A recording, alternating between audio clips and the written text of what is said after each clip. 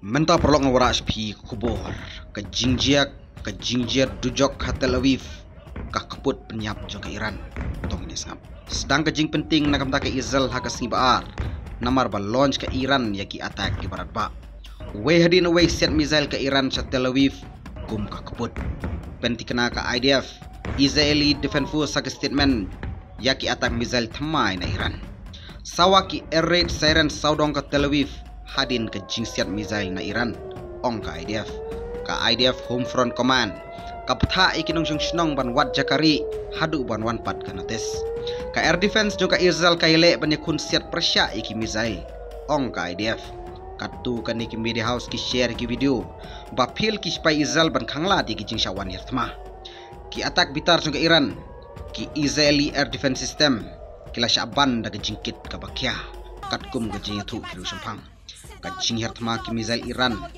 kala penjolor ya kanong ba Tel Aviv haka khandru tarik Jun bom missile Israel ya ka building state broadcaster IRIB jong ka Iran capital city kala penjoko ya ka live ha Iranian TV namar ba mino ka angka na studio hap deng ke jingsha terbom Prime Minister ki Israel uya darab jat ya ki jingsha hertma uang baki dei ki operation ban wengno ya ka cancer אתה יודע שיש לך סרטן שעומד להרוג אותך. אתה עוקר את הסרטן. אתה עושה גם טיפולים אחרים, ויכול להיות שהוא יחזור יום אחד, אבל אני מעריך שאנחנו מרחיקים אותם, בוא נגיד, הרבה זמן. אני לא יכול לפרט כי יש לנו הערכות טובות, ואנחנו לא מפסיקים. יש לנו עוד מטרות. אנחנו הולכים באמת לעשות כאן טיפול שורש. אנחנו פגענו בתחילת המלחמה, בכוח, בעצם בבחירי המדענים, עד עכשיו חיסלנו 10, עוד היד נטויה, יש כמה שעוד נשלים אותם.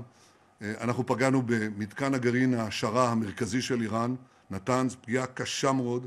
אנחנו פעלנו נגד והשמדנו תעשיות ייצור צנטריפוגות.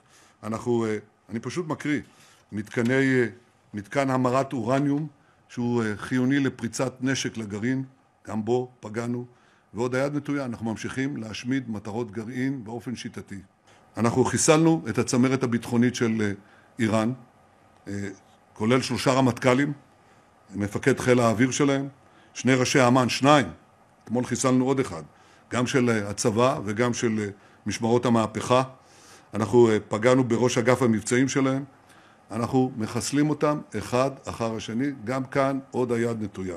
אנחנו משנים את פני המזרח התיכון, והדבר הזה יכול להביא לשינויים מרחיקי לכת גם בתוך איראן עצמה.